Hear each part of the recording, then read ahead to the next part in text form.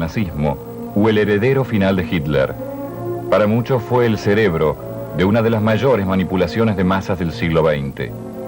Su vida estuvo signada por el fuego, una fogosa pasión por el dictador Adolf Hitler, fuego interior que expresaba en crispados discursos, fuego real en el que hizo consumir libros de judíos o de lo que él definía como arte degenerado, fuego con el que pretendió incendiar Occidente para imponer sus ideas, fuego final con el que buscó hacer desaparecer su cadáver junto al de su mujer y sus hijos, cuando comprendió que ya no quedaba nada de sus delirios omnipotentes. Con una actitud aristocrática que nada tenía que ver con su pasado, con ese autoritarismo que partía de sentirse un disminuido, sentenció alguna vez: el futuro no es de las masas, sino de quien las organiza y las manda. Esa persona era para Goebbels Adolfo Hitler. Paul Joseph Goebbels nació en Reit, Renania, el 29 de octubre de 1897. Su padre era capataz en una tejeduría, su madre la hija de un herrero. El padre lo ignora, la madre en cambio lo sobreprotege. Él es un neurótico. Enferma de parálisis infantil y queda rengo, desagrada a sus compañeros con su arrogancia. 1914. Alemania inicia la Primera Guerra Mundial. Goebbels tiene 17 años y pretende alistarse. Es rechazado. Inventa que su cojera se debe a heridas de guerra. Estudia con ahínco y se recibe de doctor en filosofía y letras. Escribe la novela autobiográfica Michael y obras teatrales. Pretende ser periodista, pero solo recibe rechazos.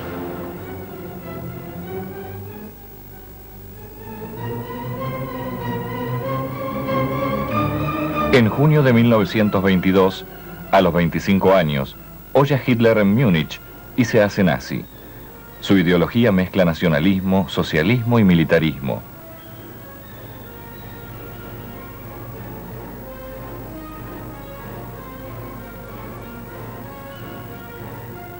Inspirado por la oratoria de Hitler, escribe en su diario: «He encontrado la razón de mi vida».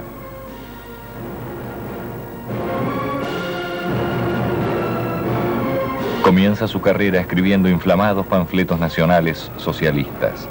Inventa eslogan que se repiten. Por ese entonces, su menuda figura comienza a crecer dentro del nazismo.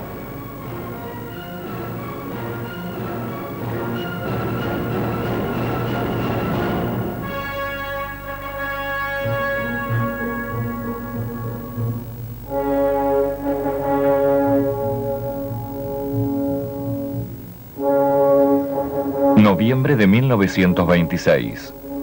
Hitler nombra a Goebbels jefe del partido en Berlín. De inmediato destituye a 400 miembros, acusándolos de deslealtad al Führer. La policía prohíbe que Goebbels hable en público, porque produce revueltas callejeras. Desde El Asalto, diario del nazismo que él dirige, niega su responsabilidad y culpa de la violencia a los comunistas.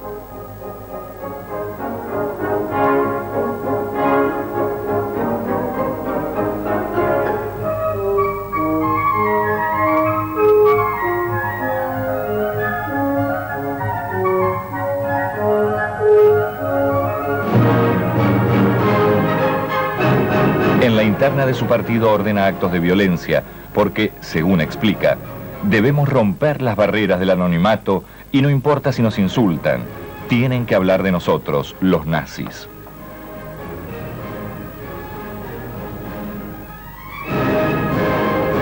Agosto de 1927. Goebbels instrumenta el carácter teatral del nazismo. Efectúa la primer gran concentración en Nuremberg. Sabe y dice que Hitler juega con la gente como con un instrumento. Sabe convertir sus frustraciones en rencor y odio.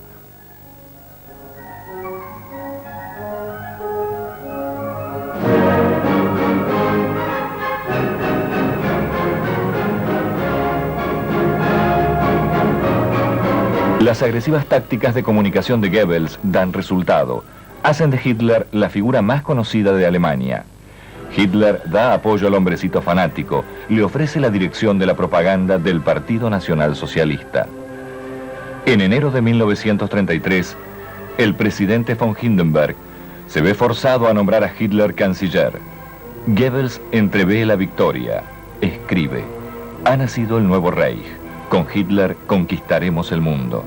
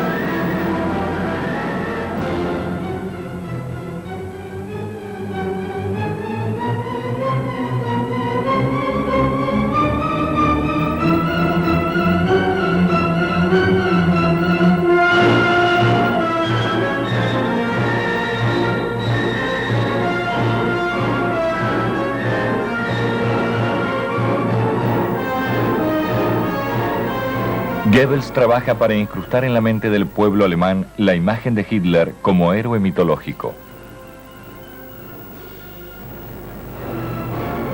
Desde el Ministerio de Propaganda ejerce el control de prensa, radio, cine, teatro y deportes. Utiliza todos los medios para manipular las conciencias. Planea imágenes y eslogans. Cuida cada imagen de Hitler para que sea adorado.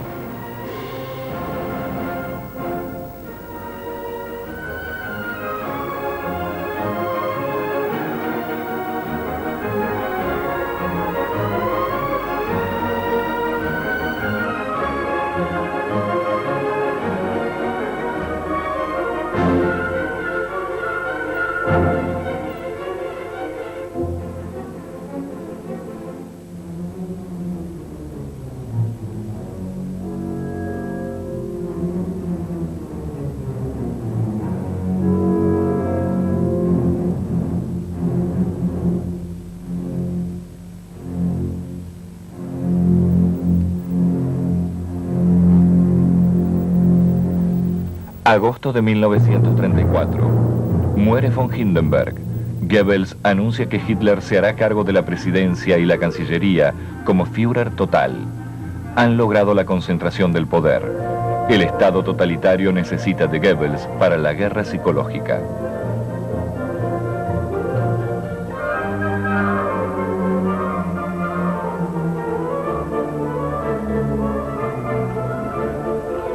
Hitler envía a Goebbels a la conferencia de desarme en Ginebra. Él conoce los planes del dictador de retirarse de la Liga de las Naciones, pero cínicamente ofrece la cooperación de Alemania. Goebbels se vanagloria de sus éxitos en la conferencia de Ginebra.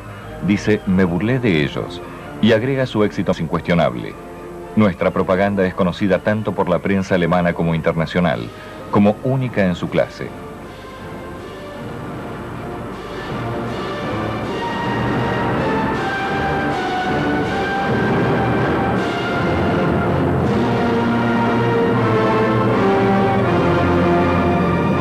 A pesar de su confianza, Goebbels ya comienza a ser ridiculizado en público en varias partes del mundo. A los 40 años, la ambición de poder del pequeño Goebbels no tiene límites. Disputa el interés de Hitler a Hermann Göring, jefe de Luftwaffe, a Himmler, comandante de la terrible SS, y al vicecanciller Rudolf Hess.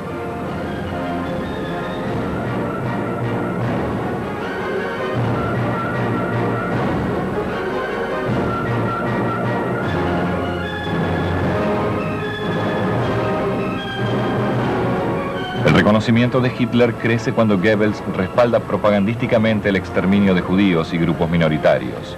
Le gusta imponer frases retóricas y siniestras del estilo de: nuestra pura sangre aria no debe ser manchada por el bacilo judío. Hombres, mujeres y niños son arrestados. Los que tienen suerte son deportados, el resto va en cambio a campos de concentración y exterminio. En 12 años son sacrificados 4 millones de seres humanos.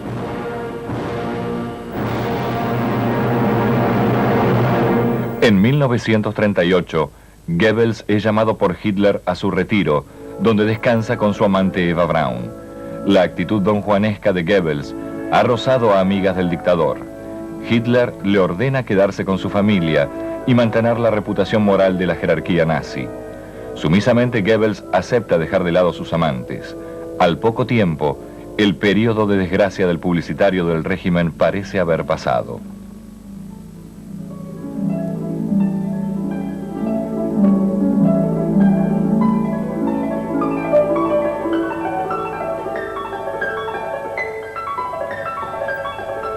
...1939...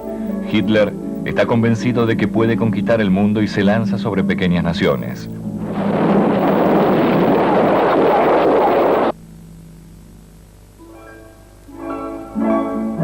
Goebbels justifica cada conquista y la guerra usando los medios de comunicación. No permite que se filtre una sola información negativa.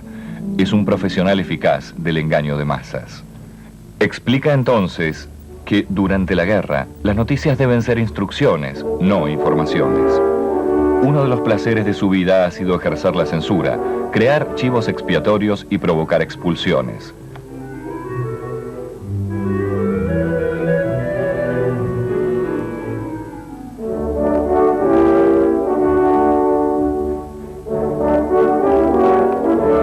...1940... París cae en manos de Alemania. Goebbels crea un sarcasmo para humillar aún más a los franceses.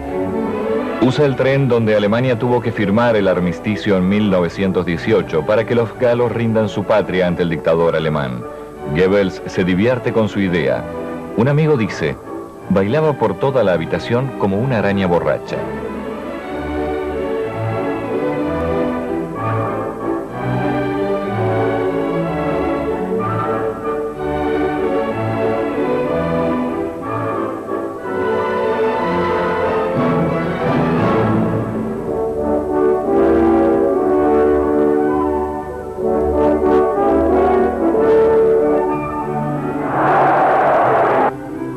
El 11 de diciembre de 1941, Hitler declara la guerra a los Estados Unidos. Con palabras de Goebbels, acusa a Roosevelt de estar siendo manejado por capitalistas y judíos y lo hace responsable por la guerra global.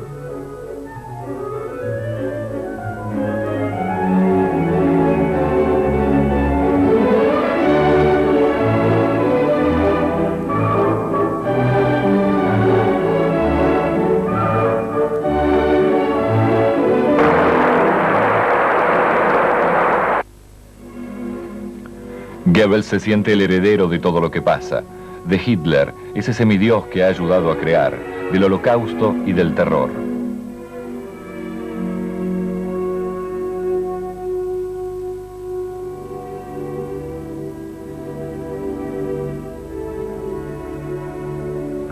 ...1942... Aumenta la campaña propagandística, espacio donde se siente el dueño, donde no quiere trato con su personal. Solo importa que hagan como máquina su voluntad.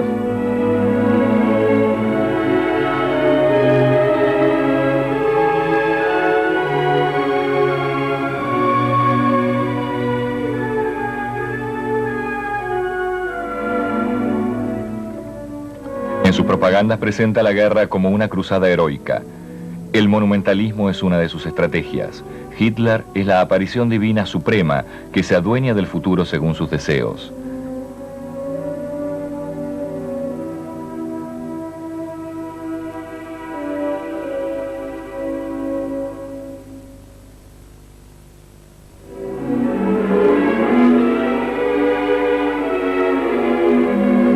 Así como Goebbels al comienzo de su carrera usó el asesinato de un nazi menor para crear el himno nacional socialista y la liturgia del partido, ahora el instinto necrófilo lo lleva a hacer de los funerales masivos un espectáculo de masas.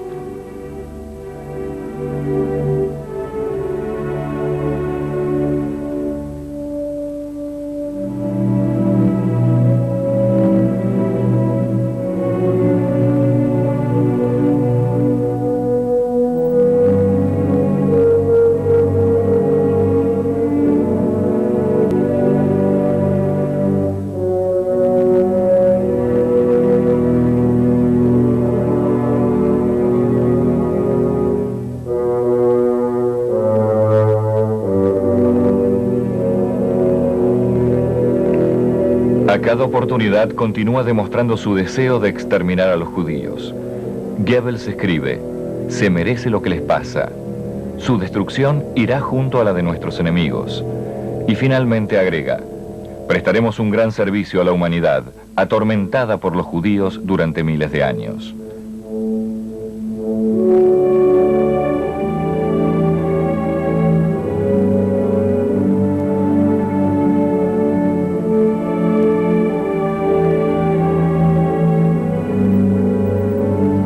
Cuando en mayo de 1942 los ingleses hacen el primer bombardeo aéreo sobre Alemania, Goebbels lanza el eslogan: nuestro miedo nos dará fuerza.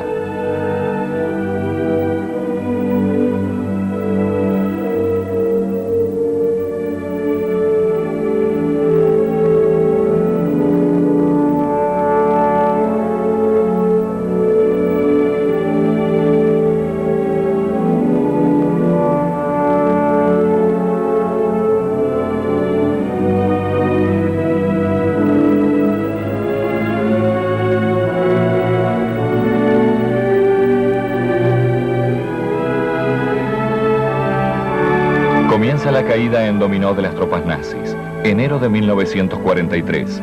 Los rusos las detienen en Stalingrado y los que no son muertos caen prisioneros. Goebbels no da ni un solo paso atrás y declara: si creímos en la victoria, este es el momento y vamos a alcanzarla.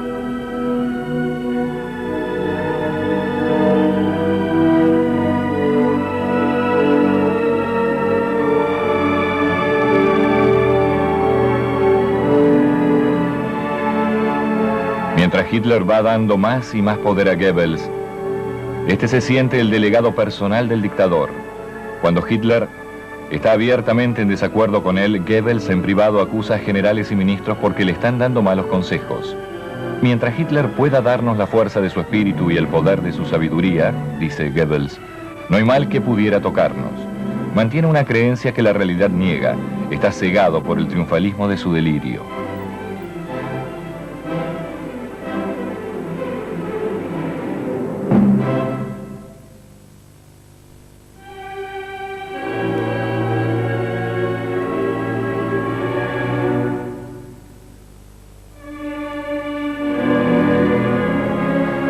Hitler ahora deposita su fe en un arma secreta, una bomba voladora, pero el arma falla una y otra vez.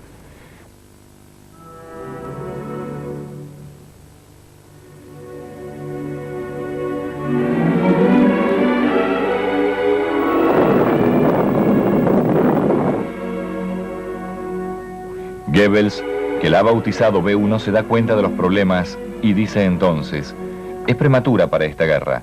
La utilizaremos en la próxima. Acierta en cuanto al uso posterior de los misiles. Le molesta no tener ese instrumento de destrucción cuando Hitler, luego del fallido complot para matarlo, le encarga organizar la guerra total.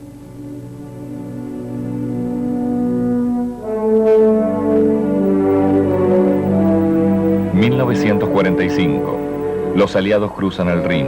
A su vez, los soviéticos avanzan sobre Berlín. Los grandes jefes militares, Rommel y von Rundstedt, declaran que la guerra está perdida. Algunos se acercan a Goebbels para convencerlo de quitar la autoridad de manos del Führer. Goebbels no tiene coraje para hacerlo. Nunca lo ha tenido fuera de la servidumbre.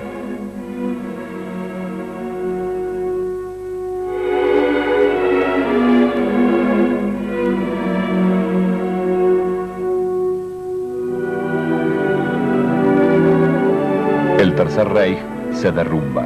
Se hacen trizas los 1000 años prometidos por el nazismo. En una Alemania destruida intentan reproducir el triunfante espectáculo de los años 30. Solo mueven a compasión y risa.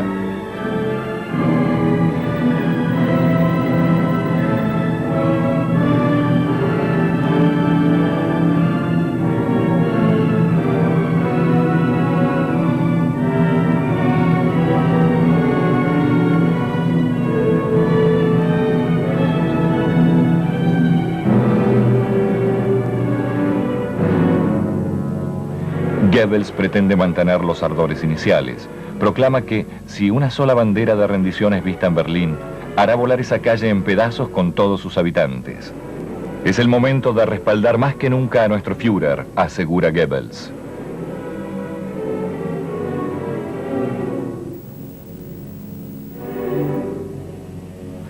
Abril de 1945.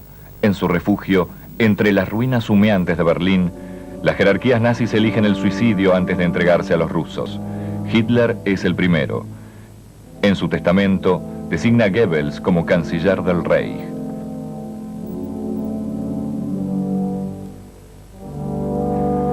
Goebbels tiene un nuevo ataque de soberbia. Grita: ahora yo gobierno a Alemania. Días después, cuando entran los rusos, ordena el asesinato de sus 6 hijos y su esposa y ofrece su nuca para que lo maten. Su última orden es para que quemen los cuerpos. Pero el apuro de los que escapan permite que las tropas que avanzan descubran el inconfundible cuerpito de aquel ser soberbio, aquel ser que llevó a toda una región de Occidente al peor de sus desastres, por un delirio que buscaba cobrar venganza sobre antiguos rencores.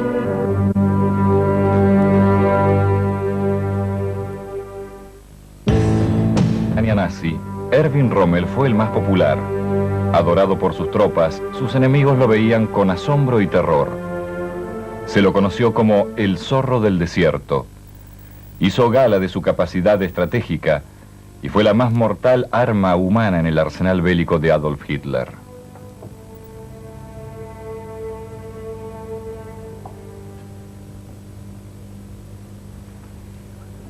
Había querido para sí un destino de militar profesional. En la Primera Guerra Mundial, siendo un simple capitán, había sido honrado con la mayor condecoración, la Cruz de Hierro. Fue Joseph Goebbels quien lo sacó del anonimato militar. Se lo presentó a Hitler para que lo nombrara comandante de su guardia personal. Fue Goebbels también quien infló su leyenda y el que hizo sus falsas y pomposas honras fúnebres, cuando Rommel ya había comenzado a conspirar contra los nazis y le impusieron el suicidio.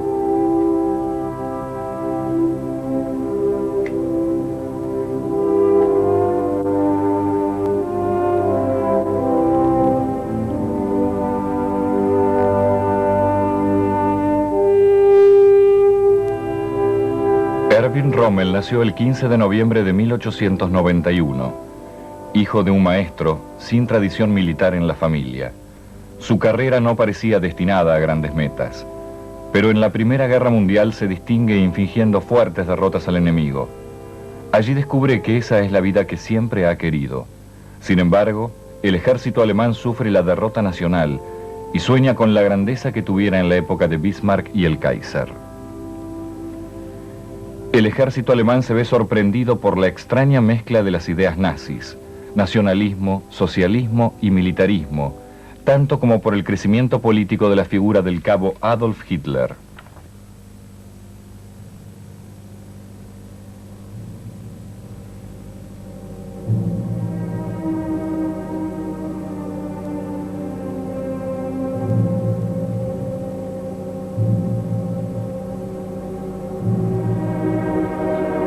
Como comandante del batallón de esquiadores, Rommel espera. Un agresivo espíritu reivindicativo vuelve a apoderarse del ejército alemán. En 1934, Rommel, como el resto de los soldados de su país, debe realizar esta promesa. Juro por Dios que ofrezco mi incondicional obediencia a Adolf Hitler y estaré listo como valiente soldado a arriesgar mi vida en cualquier momento.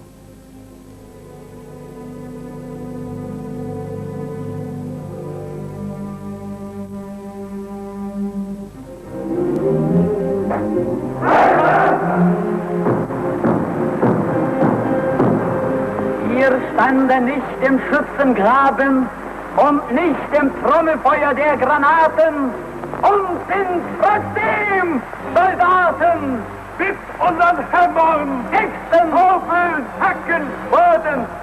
Wir sind des Reiches junge Mannschaft, wie einst bei Langemark.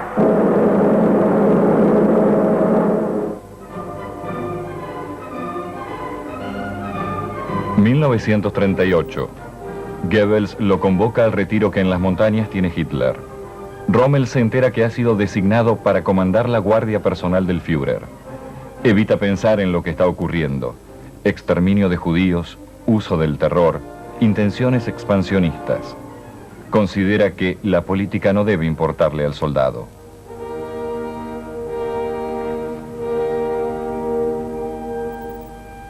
Cuando en marzo de 1939 Hitler ordena la invasión de Checoslovaquia, Rommel, con el beneplácito de Goebbels, sugiere realizar una gira triunfal, paseándose sin guardaespaldas a la vista. Y explica que de este modo, el mundo se convencerá de que los checos aceptan la dominación alemana. Han convencido a Rommel que Hitler es el hombre del destino para Alemania y que por lo tanto debe seguir sus órdenes como buen soldado.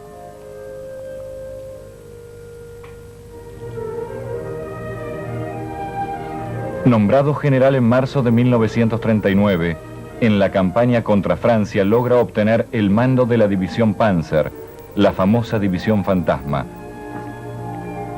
Esta división era así llamada por la velocidad de maniobra con la que impone la Blitzkrieg, la guerra relámpago.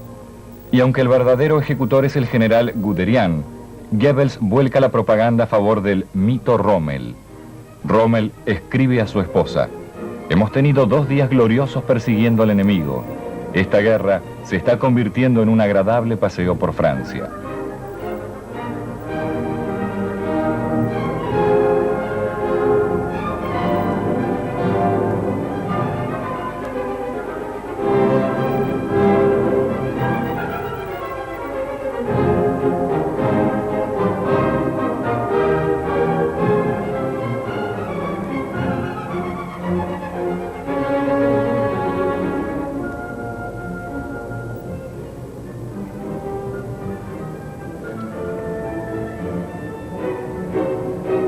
De febrero de 1941. Hitler ha planeado enviar un cuerpo de ejército a África para apoyar al ejército fascista italiano.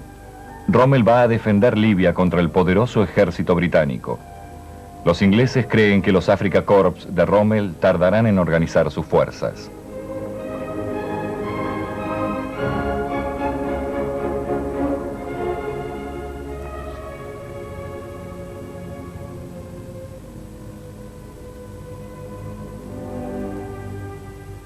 En una semana Rommel monta su ataque sorpresa y cruza el desierto. Los asombrados ingleses retroceden. La retirada británica se vuelve desesperada.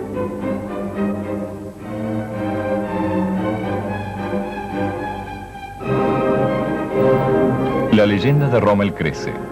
Se lo toma como un antiguo caballero germano de probada valentía y que guía personalmente a sus tropas en la batalla. A pesar de haber sido herido más de una vez, parece estar confiado de que no habrá una bala que lo mate. En las escaramuzas del desierto parece siempre seguro de la victoria. Los soldados consideran que en la guerra del desierto no hay otro dios que Rommel. Se expande entonces la leyenda de que es invencible. Comienza a ser llamado el zorro del desierto.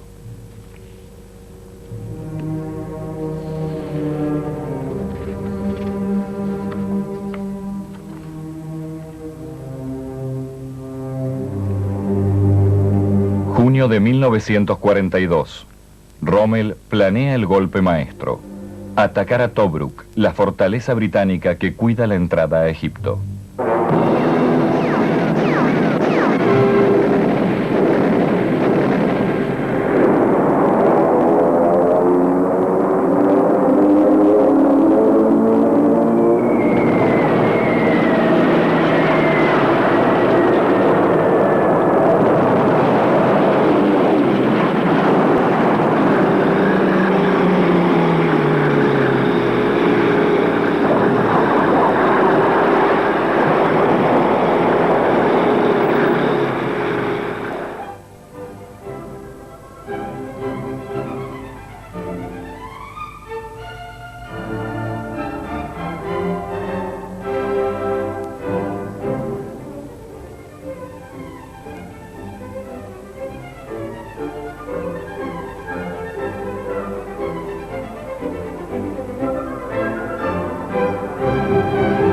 Para Rommel es el triunfo.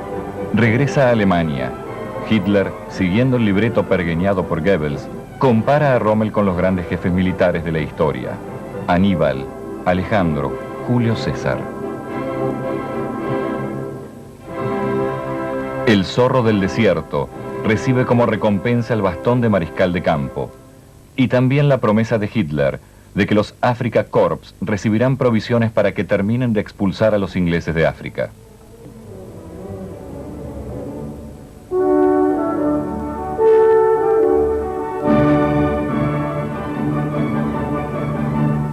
Churchill no cree en el destino, ni en que Rommel sea el héroe que Goebbels pretende imponer al mundo. Elige para oponérsele a dos nuevos comandantes, Alexander y Montgomery, veteranos guerreros.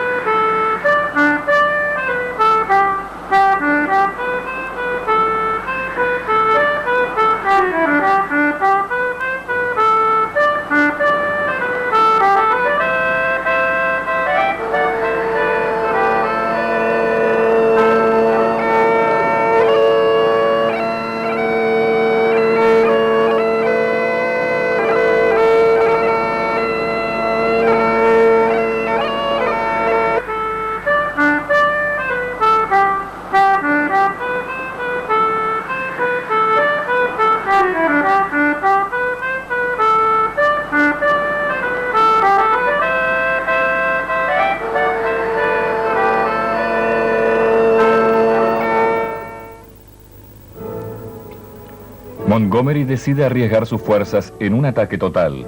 Churchill le ha dicho que la guerra depende de esta batalla. El foco central será el Alamein.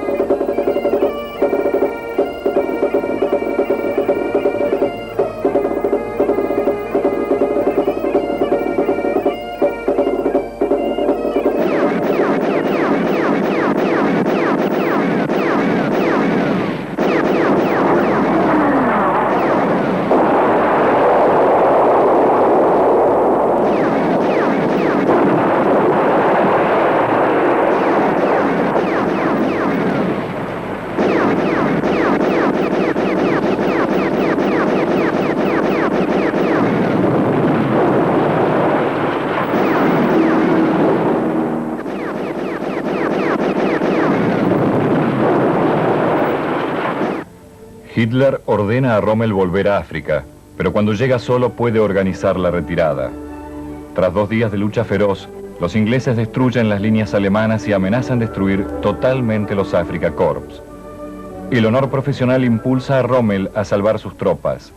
Hitler estalla ordenándole que no habrá retirada, debe ser la victoria o la muerte. Los Afrika Korps jamás reciben las provisiones prometidas. Intentan resistir, son diezmadas. Para Rommel, lo que está presenciando es una inútil matanza por orden de alguien de quien ha comenzado a desconfiar, Adolf Hitler.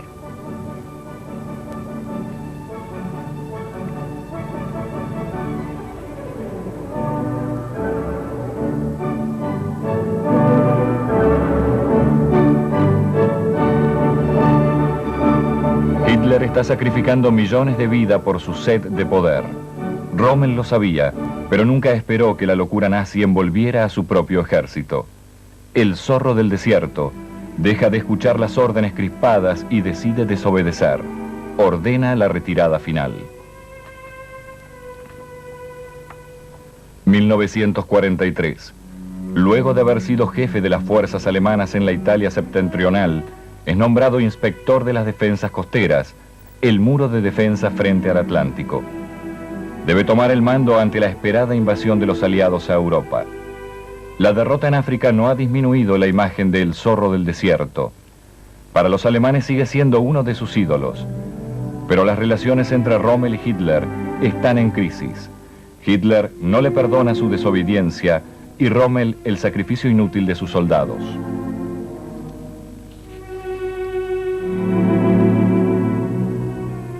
Con completada su inspección de la defensa atlántica, Rommel se da cuenta que el muro de contención es una farsa.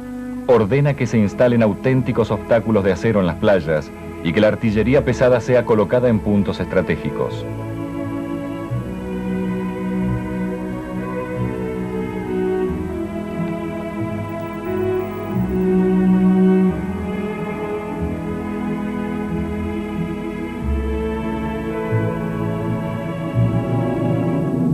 Más de 6 millones de minas son lanzadas a lo largo de la costa. Rommel, en cambio, no está satisfecho con esas defensas. Le explica al comandante supremo von Rundstedt que todo eso no servirá de nada, que solo un milagro podría detener la invasión aliada. Para su sorpresa, von Rundstedt está totalmente de acuerdo con él. En el cuartel general de Rommel se viven los preparativos de una conspiración contra Hitler. Rommel estaba inicialmente convencido de que se lograría que el Führer dimitiera. No se plantea como los conspiradores problemas políticos, simplemente quiere salvar el ejército y el Reich y prevenir la invasión de los aliados. Como conspirador, Rommel entra en un juego peligroso. Trabaja por la caída de Hitler y en un acuerdo con los enemigos, pero como general debe seguir conduciendo sus tropas.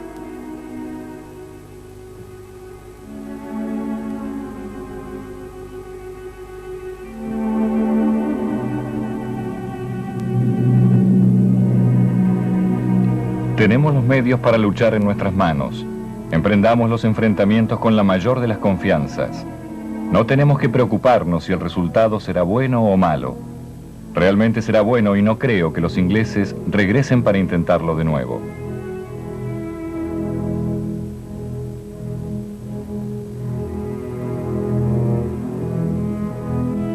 Está confiado por los informes con que cuenta que no habrá invasión hasta después de julio de 1944.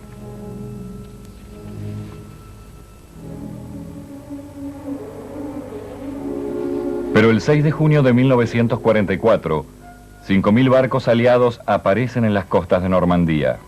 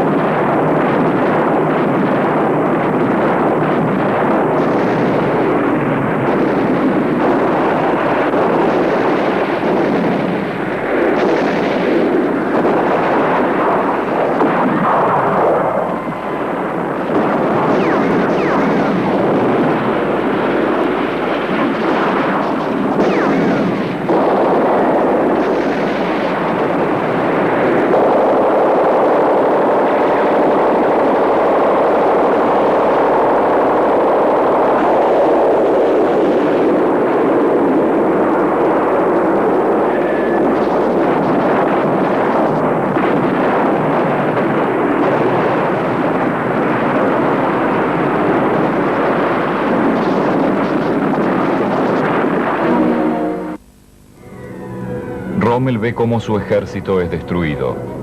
Informa a Hitler. Las tropas siguen combatiendo heroicamente en todas partes, pero la desigual lucha aproxima el final. Y además agrega, nunca antes he enviado a mis hombres a una muerte segura.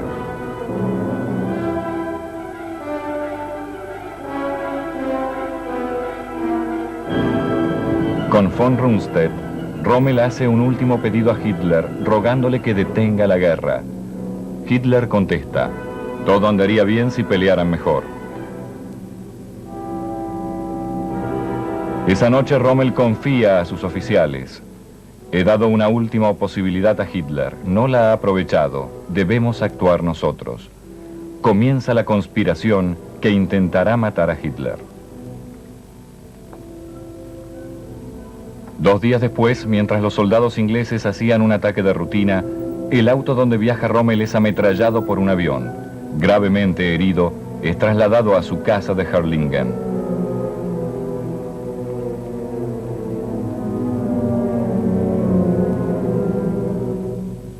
El atentado, con una bomba puesta a los pies de Hitler el 20 de julio de 1944, fracasa. Mueren 5 oficiales. Hitler sobrevive. El plan militar en su contra se derrumba. Hitler informa al pueblo alemán. Un grupo de ambiciosos oficiales ha intentado eliminarme. Serán destruidos sin piedad.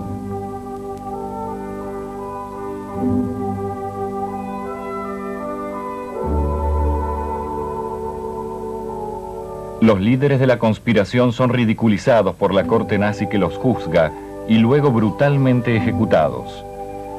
En medio de torturas, el jefe de la conspiración pronuncia el nombre de Rommel. Pero Hitler no quiere evidenciar que el más grande héroe de Alemania también está en su contra. Habla con Goebbels. Todo será tratado en secreto.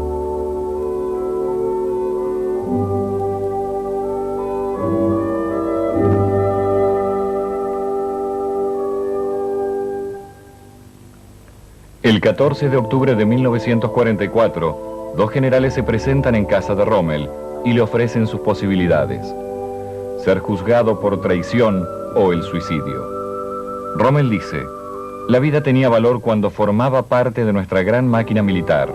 Ahora esa máquina está destruida.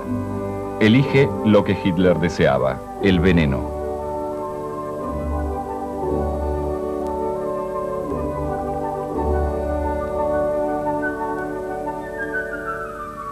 Aún en su muerte, Erwin Rommel le es útil a Hitler.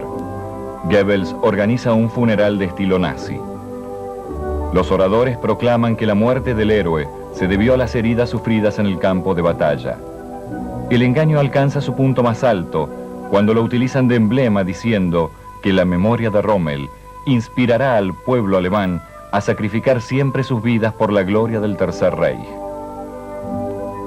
El militar profesional que había hecho culto de la obediencia, hasta que tarde comprendió a dónde arrastraban a su ejército, pudo haber sentido que la música lúgubre que lo acompañaba también era la que correspondía a las delirantes ideas de quienes habían manejado siniestramente a su país.